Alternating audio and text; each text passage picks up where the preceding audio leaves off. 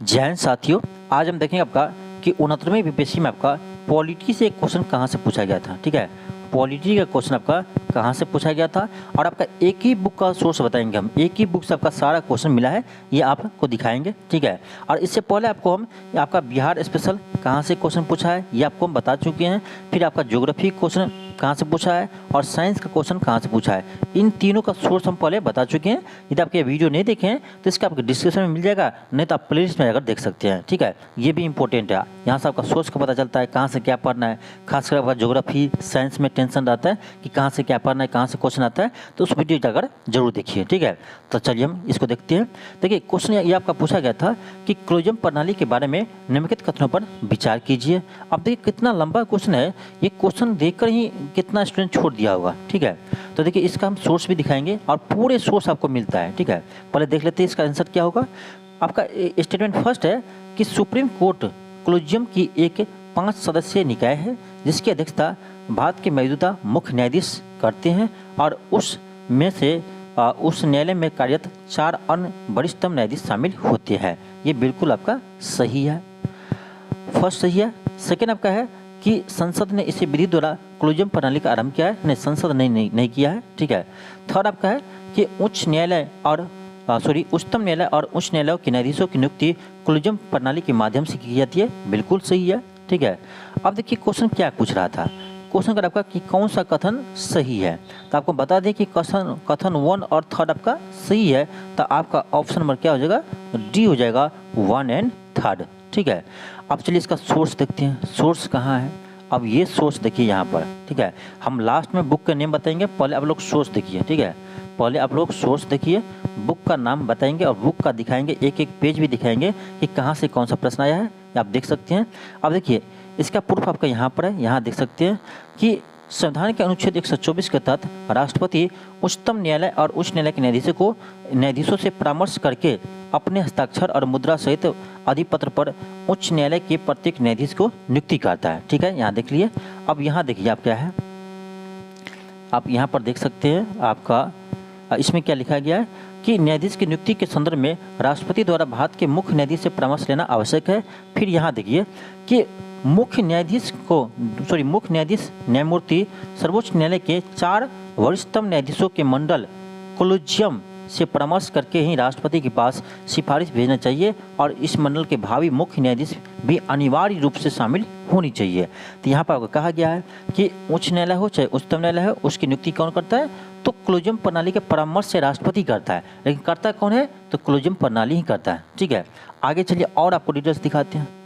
ठीक है, आगे आपका और डिटेल्स दिखाते हैं कि मुख्य न्यायाधीश की नियुक्ति के संदर्भ में लंबे समय से चल आ रहे योग्यता और वरिष्ठता के संदर्भ के द्वंद्व में वरिष्ठता के आधार पर बनाया गया है, यानी वरिष्ठता के आधार पर ही आप सुप्रीम कोर्ट के मुख्य न्यायाधीश का चुनाव किए जाते हैं। ठीक है, अब आगे देखिए पूरी डिटेल्स दिखाते हैं आपको कि न्यायाधीश की नियुक्ति के लिए क्लोजियम व्यवस्था को अपनाया गया है। यहाँ देखिए, यही तो आपको पूछा गया था कि न्यायाधीशों को जो नियुक्ति करते हैं, चाहे उच्च न्यायालय हो चाहे आपका उच्चतम न्यायालय हो, तो वहाँ किस माध्यम से करते हैं, तो क्लोजियम प्रणाली के व्यवस्था से करते हैं। ठीक है, अब क्या करा इसमें देखिए, जिसमें भारत के मुख्य न्यायाधीश और सुप्रीम कोर्ट के 4 अन्य वरिष्ठ न्यायाधीश शामिल होते हैं।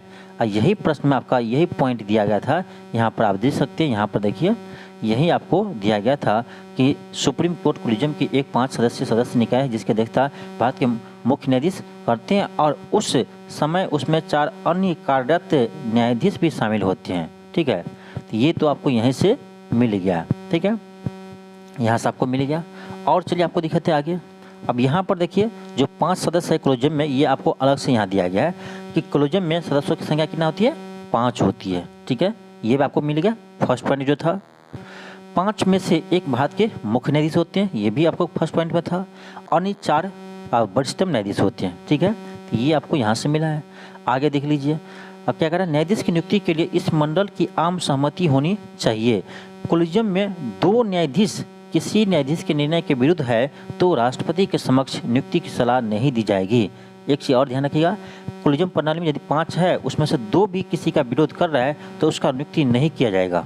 ठीक है, कोलिजियम के निर्णय में उच्चतम न्यायालय के मुख्य न्यायाधीश का निर्णय शामिल होना चाहिए, यानी जो आपका वर्तमान में उच्चतम यानी सुप्रीम कोर्ट के जो मुख्य न्यायाधीश है उसका भी निर्णय इसमें शामिल होना चाहिए, ठीक है, तभी इसका यानी नियुक्ति हो पाएगा। तो ये था आपका कोलिजियम प्रणाली का पूरे डिटेल्स आपको यहाँ पर दिया गया है, ठीक है। तो ये आपका बहुत ही अच्छा प्रश्न पूछा गया था, जिसका आपका एक ही बुक से आपका एक ही जगह मिल गया है। और एक चीज़ ध्यान रखिएगा, इसका आपका सोर्स ना आप लोग कहते हैं एम लक्ष्मीकांत पर नहीं मिलता, आप जाकर खोज लीजिए। आप लोग खोज कर बताइएगा कि लक्ष्मीकांत में आपका कहीं पर दिया है कोलिजियम प्रणाली, कहीं नहीं दिया है, ठीक है। कोलिजियम प्रणाली का इतना डिटेल्स कहीं आपका लक्ष्मीकांत में भी नहीं मिलेगा, आप जाकर खोजिएगा, ठीक है। अब नेक्स्ट आपका क्वेश्चन ये है, देखिए 102 नंबर। आप देखिए क्वेश्चन पूछा गया है कि भारतीय संविधान के 42वें संशोधन के संबंध में निम्नलिखित कथनों पर विचार कीजिए। यानी आपको 42वें संविधान संशोधन के बारे में आपको बताना है। अब देखिए क्वेश्चन कैसे पूछा है। फर्स्ट पॉइंट आपका दिया है प्रस्तावना से, सेकेंड पॉइंट दिया आपका मौलिक कर्तव्य से, और थर्ड पॉइंट आपका दिया है DPSP से, ठीक है। फोर्थ पॉइंट दिया आपका राष्ट्रपति से। अब ऐसे डुप्लीकेटेड क्वेश्चन पूछता आपका, यानी आपका एक ही क्वेश्चन में आपका 4 चैप्टर घुसा दिया है, सॉरी एक ही चैप्टर में एक ही क्वेश्चन का 4 चैप्टर को आपको ऐड कर दिया है, ठीक है। अब एक क्वेश्चन बनाने के आपको 4 चैप्टर पढ़ना होगा, ठीक है। लेकिन इसका भी सोर्स है, आपको सोर्स दिखाएंगे पूरे कंप्लीट। चलिए पहले क्वेश्चन हम सॉल्व करते हैं। क्वेश्चन क्या कह रहा है, अब क्वेश्चन कर रहा है आपको, देखिए यहाँ पर कह रहा है उपरोक्त में से कौन सा कथन गलत है। गलत कथन को आपको चुनना है, तो चलिए हम आपको चुन कर दिखाते हैं। पहला क्या कह रहा है, पहला आपका है कि इससे प्रस्तावना में 3 शब्द जोड़े गए थे, समाजवाद, धर्मनिरपेक्ष और अखंडता। बिल्कुल सही है, 42वें संविधान संशोधन के तहत 3 शब्द को जोड़ा गया है, ये तो सही है। सेकंड कह रहा है इसमें संविधान में 8 मौलिक कर्तव्य को जोड़ा गया है, गलत है। 8 नहीं 10 मौलिक कर्तव्य को जोड़ा गया था। लेकिन ध्यान रखिएगा, जो आपका मौलिक कर्तव्य जोड़ने के लिए आपका जो समिति बना था सरदार सोवन सिंह समिति, तो उसने लेकिन 8 ही मौलिक कर्तव्य जोड़ने के लिए कहा था, यह सिफारिश किया था जो, तो 8 ही किया था, लेकिन सरकार ने 10 मौलिक कर्तव्य को जोड़ा गया था, ठीक है। तो सेकेंड आपका गलत है।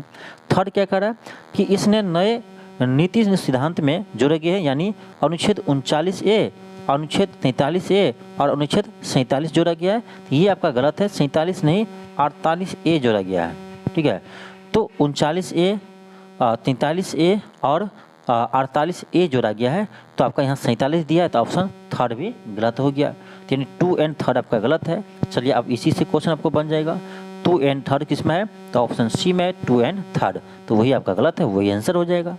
अब चलिए इसका सोर्स दिखाते हैं आपको, एक एक सोर्स दिखाएंगे, ठीक है। अब ये देख लीजिए सोर्स, यहाँ पर देखिए आसानी से, यहाँ आपका सोर्स है, देखिए क्या लिखा है कि सरदार सोवन सिंह समिति के नेतृत्व में गठित की गई सुझाव दिया था, मूल अधिकारों के साथ साथ मूल कर्तव्य भी होना चाहिए। यहाँ पर देख लीजिए 42वें संविधान संशोधन 1976 के द्वारा भाग 4A में जोड़ा गया है, और इसके अंतर्गत देखिए अनुच्छेद 51 के 1 अंतर्गत 10 मूल कर्तव्य को जोड़ा गया है, लिखा है 10 मूल कर्तव्य को जोड़ा गया है, जबकि क्वेश्चन कितना था 8 था, तो ये आपका गलत मिल गया। अब यहाँ देखिए यहाँ क्या लिखा है, सरदार सोवन सिंह समिति के नेतृत्व में, तो हमने इसको लिख दिया यहाँ पर कि 8 मूल कर्तव्य की सिफारिश किया था, ठीक है। देखिए हम जो पढ़ते हैं तो उसको जो फैक्ट आपका बुक में नहीं रहता ना, उसको ऐड करते हैं, ठीक है, जो आपका इम्पोर्टेंट है।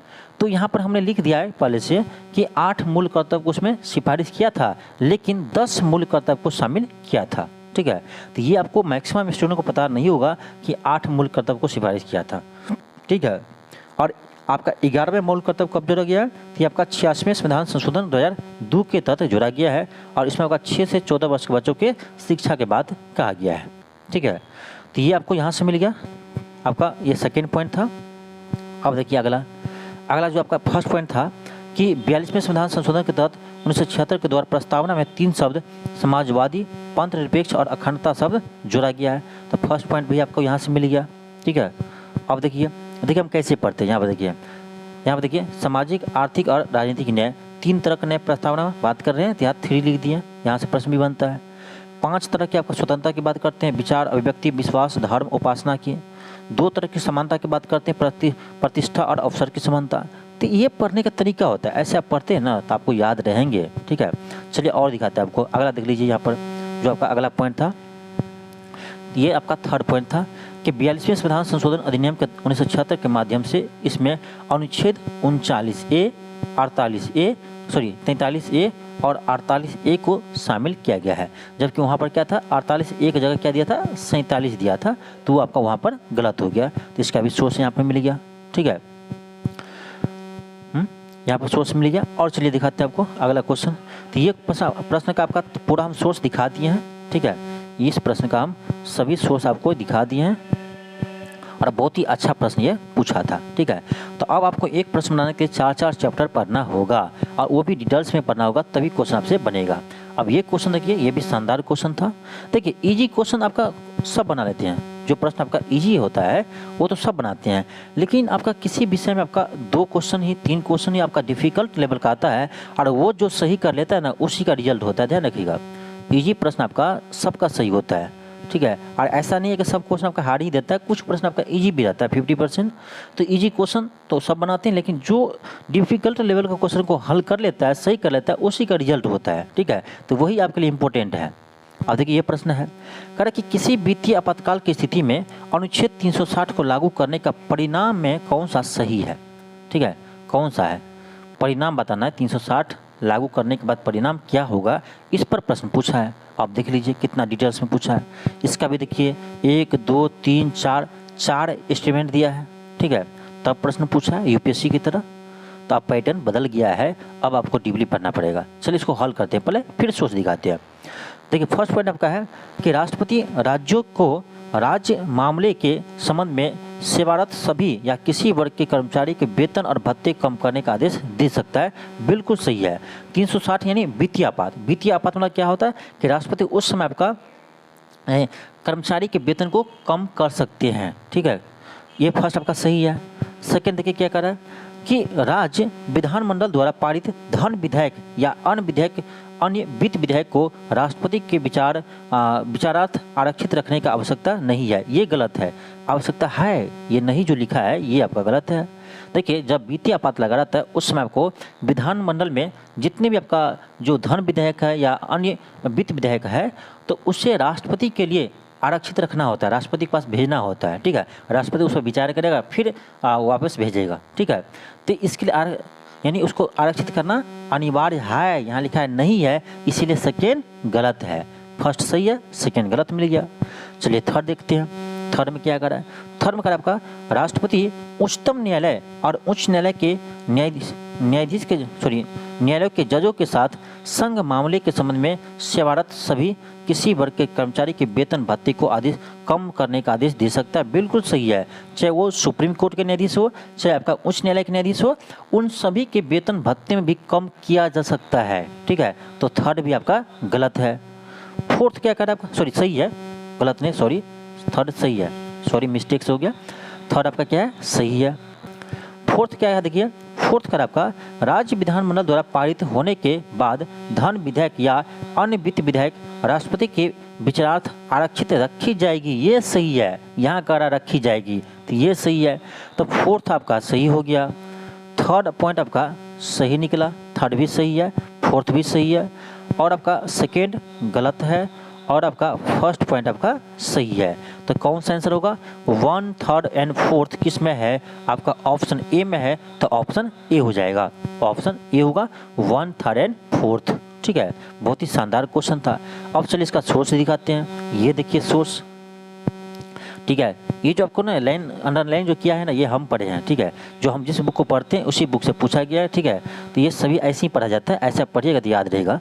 अब यहाँ देखिए अनुच्छेद 360 के तहत यदि राष्ट्रपति को यह समाधान हो जाता है कि भारत या उसके किसी राज्य क्षेत्र में किसी भाग में वित्तीय अस्थायित्व या साख संकट में है, तो ऐसे उद्घोषणा कर सकता है, ठीक है। कौन, राष्ट्रपति कर सकता है।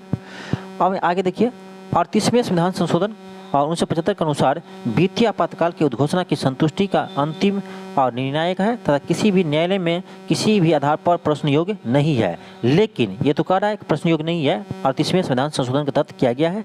लेकिन आगे देखिए 44वें संविधान संशोधन 1978 के द्वारा राष्ट्रपति को संतुष्टि को न्यायिक समीक्षा के दायरे में लाया जा सकता है। ऐसा नहीं कि राष्ट्रपति कभी भी वित्तीय आपात लागू कर दे अपने मन से, इसका समीक्षा सुप्रीम कोर्ट करेंगे, न्यायिक समीक्षा करेंगे, ठीक है।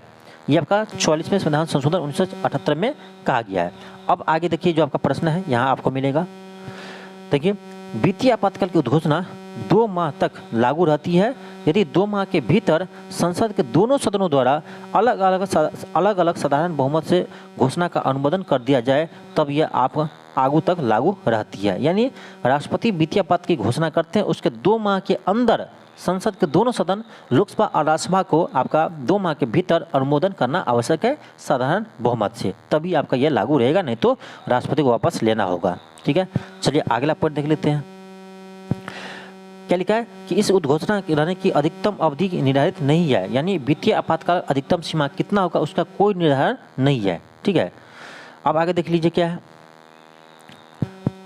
अगला आपका पॉइंट। देखिए जो आपका प्रश्न है ये भी मिलेगा। ठीक है, देखिए केंद्र द्वारा राज्यों को वित्तीय आचरण के बारे में निर्देश दिए जा सकते हैं। फिर सेकंड पॉइंट कर रहा है संघ प्रांत या अन्य राज्य कर्मचारी के वेतन कम किया जा सकता है, वही आपका प्रश्न था। ठीक है, इसमें उच्चतम न्यायालय और उच्च न्यायालय के न्यायाधीश भी शामिल है, ये भी प्रश्न था। ठीक है, ये दोनों प्रश्न था कि कर्मचारी के वेतन भी कम किया जा सकता है और उच्चतम और उच्च न्यायालय के न्यायाधीशों की वेतन भी कम किया जा सकता है। अब देखिए यहीं से प्रश्न आपका आया है। अगला कर आपका कि राज्यों के धन विधायक को राष्ट्रपति के पुनर्विचार हेतु आरक्षित किया जा सकता है, ये भी देख लीजिए। राज्यों के धन विधायकों को राष्ट्रपति के पुनर्विचार हेतु आरक्षित किया जा सकता है, ये भी प्रश्न में आपका पॉइंट था, तो यही से प्रश्न आपका ये पूछा गया था। ठीक है, ये आपको प्रूफ दिखा दिए, पूरा का पूरा आपको प्रूफ मिल गया। ठीक है, तो अब आज के बाद जो भी पढ़ेंगे, ठीक है, जहाँ भी पढ़ेंगे तो उसको आप पूरे डिटेल्स में पढ़िए। ठीक है, डिटेल्स में पढ़िए तभी आपको क्वेश्चन बन पाएगा। अब अगला देखिए, अगला क्वेश्चन क्या है। अगला क्वेश्चन कह रहा है कि भारतीय सर्वोच्च न्यायालय ने किस या किन मुकदमे में सर्वप्रथम संविधान के मूलभूत ढांचे के सिद्धांत दिया था। ये तो आपको पता होगा, केशवानंद भारती बनाम केरल राज्य। केशवानंद भारती बनाम केरल राज्य में यह निर्णय दिया था मूलभूत के ढांचे का सिद्धांत। ठीक है, अब देखिए ये 1 लाइन क्वेश्चन है, लेकिन ये जो 3 क्वेश्चन था शुरुआती का, ये बहुत ही अच्छा क्वेश्चन था। ठीक है, इसी टाइप का क्वेश्चन अभी भी आएगा एग्जाम में, ध्यान रखिएगा। चलिए इसका हम सोर्स देखते हैं। यहाँ पर देख लीजिए, इसका सोर्स यहाँ आपको मिल जाएगा। यहाँ देखिए, केशवानंद भारती बनाम केरल राज्य 1973 के मामले में अधिकांश न्यायाधीशों द्वारा वाद विवाद के पश्चात प्रस्तावना को संविधान का अंग स्वीकार किया। ठीक है, आगे देख लीजिए, यहाँ भी आपको मिल जाएगा। यहाँ आगे देखिए क्या कहा कि इसमें संविधान संशोधन किया जा सकता है, किंतु न्यायालय में यह स्पष्ट किया है कि उद्देशिका में यानी प्रस्तावना में को उस भाग में संशोधन नहीं किया सकता है जो आधारभूत ढांचे से संबंधित हो। तो यहीं पर आपका आधारभूत ढांचे के बाद कहा गया है, किसमें कहा गया है, तो ये आपका कहा गया है, ध्यान रखिएगा, यानी केशवानंद भारती बनाम केरल राज्य में। ठीक है, यही प्रश्न आपका पूछा गया है, तो ये सोर्स आपको यहाँ से मिला है। बुक का नाम भी बताएंगे। ठीक है, आप लास्ट तक वीडियो को देखिए। अगला क्वेश्चन देखिए, आपका क्या है। अगला क्वेश्चन आपका है कि उच्च न्यायालय में न्यायाधीशों की संख्या निर्धारित करने का अधिकार निम्नलिखित में से किसके पास है। तो देखिए उच्च न्यायालय यानी हाई कोर्ट, क्या कर रहा है, हाई कोर्ट। तो हाई कोर्ट में आपका न्यायाधीशों की संख्या बढ़ाने की शक्ति राष्ट्रपति के पास है, ऑप्शन नंबर ए होगा। ठीक है, जबकि आपसे पूछे सुप्रीम कोर्ट में, तो सुप्रीम कोर्ट में आपका न्यायाधीशों की संख्या बढ़ाने की शक्ति संसद के पास है। इस बात को ध्यान रखिएगा, यही दोनों अंतर हैं। हाई कोर्ट के है तो राष्ट्रपति होगा, हाई कोर्ट में न्यायाधीशों की बढ़ाने की शक्ति किसके पास है, राष्ट्रपति के पास है। जबकि सुप्रीम कोर्ट में यानी सर्वोच्च न्यायालय में आपका न्यायाधीशों की संख्या बढ़ाना है तो इसे संसद द्वारा अनुमोदन होना चाहिए, संसद बढ़ा सकते हैं, राष्ट्रपति नहीं। आप चलिए इसका सोर्स दिखाते हैं, सोर्स भी मिल जाएगा, कोई बात नहीं है। यहाँ देख लीजिए, यहाँ क्या लिखा है, संविधान के अनुच्छेद 216 में यह प्रावधान है कि प्रत्येक उच्च न्यायालय के मुख्य न्यायाधीश और ऐसे अन्य न्यायाधीशों से मिलकर बनेगा जिन्हें राष्ट्रपति समय समय पर नियुक्त करना आवश्यक समझे। ठीक है, ये तो समझ गए। अब आगे देखिए, यहाँ पर क्या लिखा है, संविधान में उच्च न्यायालय के न्यायाधीशों की संख्या का कोई प्रावधान नहीं है और यह राष्ट्रपति के विवेक पर छोड़ दिया गया है। यानी राष्ट्रपति के ही विवेक पर छोड़ दिया है कि किस न्यायालय में कितना न्यायाधीश होगा। उच्च न्यायालय में बात कर रहा है, किसमें, उच्च न्यायालय में। तो यानी उच्च न्यायालय में आपका न्यायाधीशों की संख्या बढ़ाने की शक्ति किसके पास है, तो राष्ट्रपति के पास है, इसी के विवेक पर यह छोड़ दिया गया है। ठीक है, तो यहाँ से आपको ये मिल गया। अब आगे एक चीज़ और दिखा देते हैं आपको, जो आपको हम अभी बताए थे, ये भी देख लीजिए। यहाँ पर देखिए, संसद को यह शक्ति प्राप्त है कि वह न्यायाधीशों की संख्या में वृद्धि कर सकती है, किंतु 7 से कम करने का अधिकार नहीं है। लेकिन ये बात किसके बारे में कहा जा रहा है, तो यहाँ पर आप देख लीजिए सर्वोच्च न्यायालय के बारे में, ठीक है, सुप्रीम कोर्ट के बारे में आपका कहा जा रहा है कि सुप्रीम कोर्ट में न्यायाधीश की संख्या बढ़ाने की शक्ति किसके पास है, तो संसद के पास है, ठीक है। लेकिन वो अभी बढ़ा सकता है, 7 से कम नहीं कर सकता है, ये भी ध्यान रखिएगा, क्योंकि 7 आपका जो न्यायाधीश थे आपका ये यानी मूल संविधान में थे, ठीक है, इसलिए 7 से कम नहीं कर सकता, 7 से अधिक बढ़ा सकता है, तो ये संसद बढ़ा सकता है। किसके समय में, सुप्रीम कोर्ट में, ध्यान रखिएगा, सुप्रीम कोर्ट में न्यायाधीशों की संख्या संसद बढ़ा सकते हैं, जबकि हाई कोर्ट में न्यायाधीशों की संख्या राष्ट्रपति बढ़ा सकते हैं। इस बात को ध्यान रखिएगा, यही प्रश्न था आपका। अब चलिए अगला दिखाते हैं आपको, अगला क्वेश्चन। अब तो ये तो इजी क्वेश्चन है कि भारतीय संविधान किस अनुच्छेद द्वारा अपरिष्टता को समाप्त किया गया है, तो ये आपका अनुच्छेद 17 में है, आप लोग याद किए होंगे, ठीक है। अब इसका सोर्स भी दिखा देते हैं आपका, क्यों किएगा, इसका सोर्स नहीं है, कहीं भी मिल जाएगा। अनुच्छेद 17 अपरिष्टता का अंत, अनुच्छेद 18 उपाधियों का अंत, अनुच्छेद 14 विधि की समक्ष समानता, ठीक है, और अनुच्छेद 12 राज्य की परिभाषा, ठीक है। ये आपका पूरा यहाँ से मिला है। फिर अगला क्वेश्चन देखिए, भारतीय संविधान के मौलिक अधिकारों के विचार का संदर्भ में किस देश से लिया गया है, तो ये आपका अमेरिका से लिया गया है। ये भी इजी क्वेश्चन है, आप भी बना सकते हैं इजीली क्वेश्चन, ठीक है।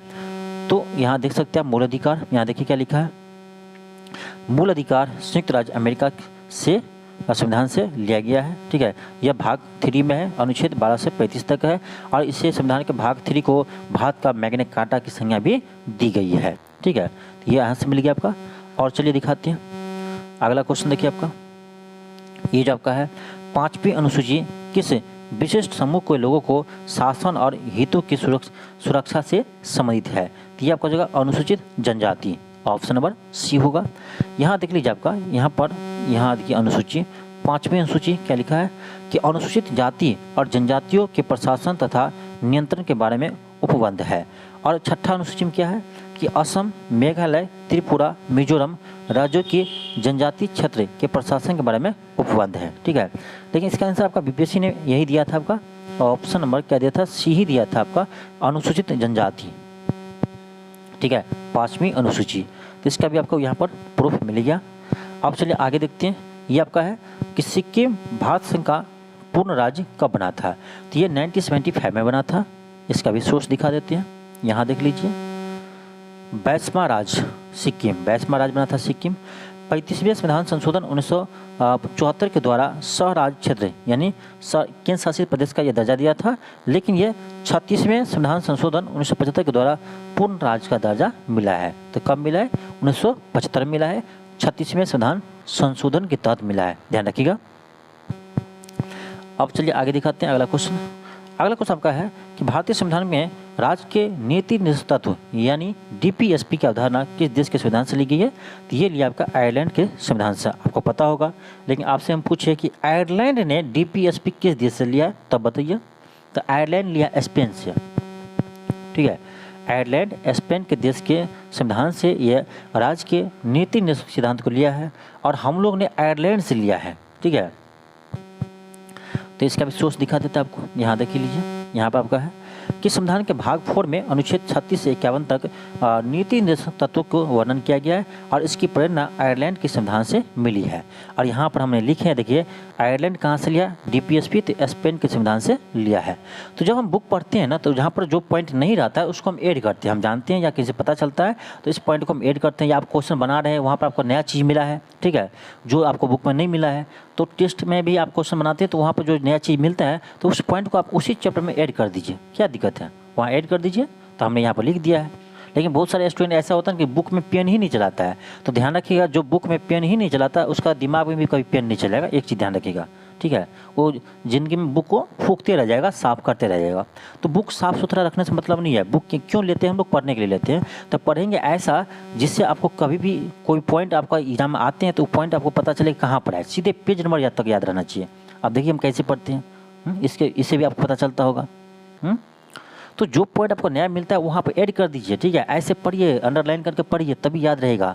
जो पॉइंट इंपॉर्टेंट है आप देख लीजिए कि जो पॉइंट इंपॉर्टेंट है वहाँ पर हम क्या किए, पेन चलाए हैं, पेन चलाए हैं।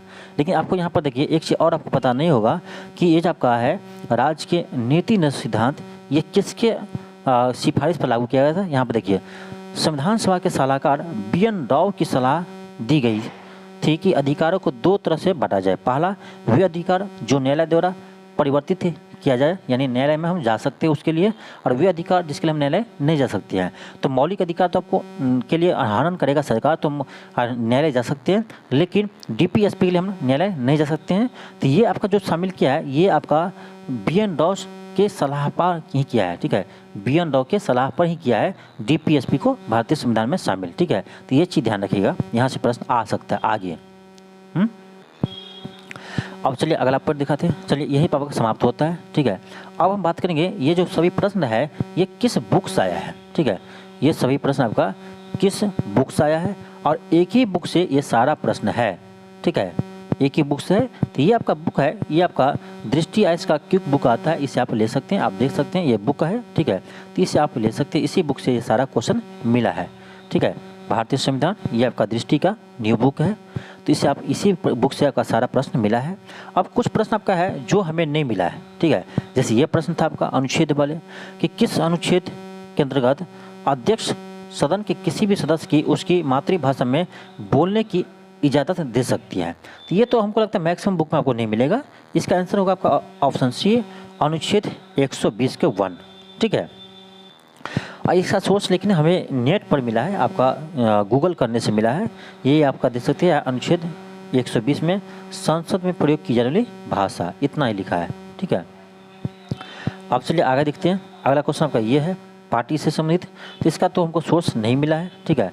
अब फिर आपका ये अगला प्रश्न है, ठीक है, इसका भी सोर्स नहीं मिला है, ठीक है। कह रहा कि किस समुदाय को अनुसूचित जनजाति के रूप में घोषित करने के लिए आवश्यक विशेषताएं हैं, ठीक है। तो आदिम लक्षणों का संकेत बिल्कुल सही है, विशेष संस्कृति ये भी सही है, बड़े पैमाने पर समुदाय के साथ संपर्क में शर्म और पिछड़ापन और भौगोलिक अलगाव, ये आप ऑप्शन से भी बना सकते थे, ठीक है।